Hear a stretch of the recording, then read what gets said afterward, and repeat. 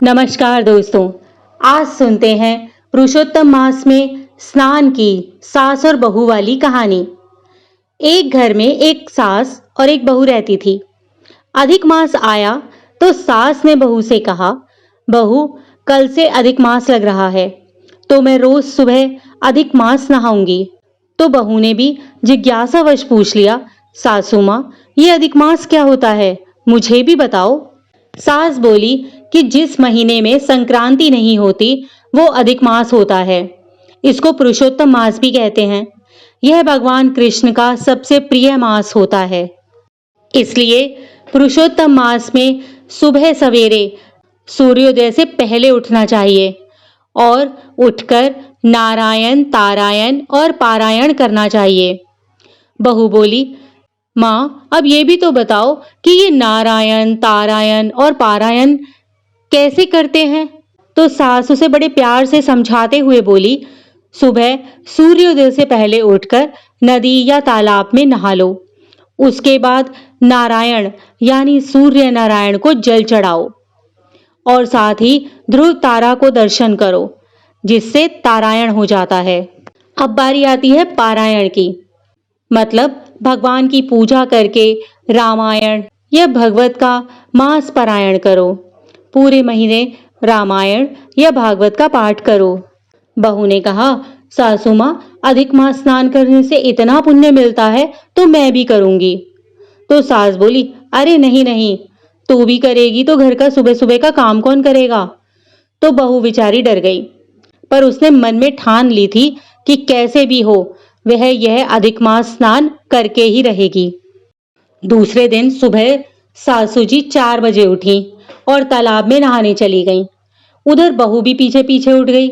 उसने देखा कि मटके के नीचे का कुंडा पानी से भरा हुआ था, तो वह उसी से नहा ली और उसने उसके बाद जल्दी से छत पर जाकर नारायण और तारायण भी कर लिया।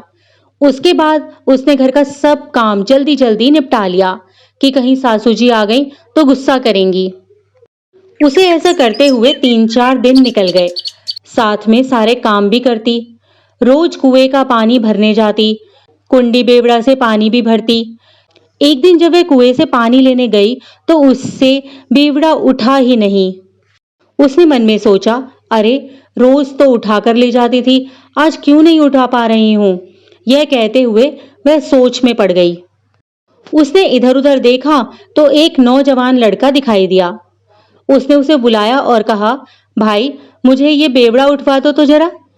रोज उठा लेती हूँ पर आज पता नहीं क्या हो गया है, उठ ही नहीं रहा है। उस नौजवान ने उसकी मदद की और साथ में कहता गया कि सासू नहावे उंडे और बहू नहावे कुंडे। इस बात को 1 दिन, 2 दिन, 3 दिन बीत गए। ऐसा होते होते अब तो रोज ही ये नियम बन गया कि बहू से बेवड़ा नहीं उठता और वही लड़का उसकी मदद करता और वही बोलता चला जाता कि सास नहावे उंडे और बहू नहावे कुंडे। एक दिन बहू ने उससे पूछा, अरे भाई, तुम कौन हो और ऐसा क्यों बोलते हो। तो वह बोला कि तुम रोज नहाती हो ना कुंडे के पानी से। बहू ने कहा, तुझे कैसे पता और तेरा नाम क्या है। तो वह युवक मधुर मुस्कान से बोला, मुझे सब पता है। बहू ने सोचा कि शायद मैंने कभी बड़बड़ा दिया होगा तो इसने सुन लिया होगा। फिर वह बोली, अच्छा चलो ठीक है, अपना नाम तो बताओ। लड़का बोला, तुम मेरा नाम जानकर क्या करोगी, मैंने तुम्हारा काम कर दिया ना, बस यही बहुत है। इसी तरह दिन बीतने लगे। बहू उससे नाम पूछती परंतु वह नहीं बताता। एक दिन बहू के बहुत जिद करने पर उसने अपना नाम बता दिया। बोला, मेरा नाम दामोदर है। बहू उसे दामोदर नाम से पुकारने लगी। उधर अधिक मास पूरा होने में आया तो सासू माँ ने बहू से कहा, कल मैं अधिक मास का जोड़ा जमाऊंगी, कल तू 5 पकवान बना देना। अब यह सुनकर बहू चिंता में पड़ गई कि अधिक मास तो मैं भी कर रही हूं, पर मैं जोड़ा कहां से जमाऊंगी। यह सोचते हुए रात हो गई।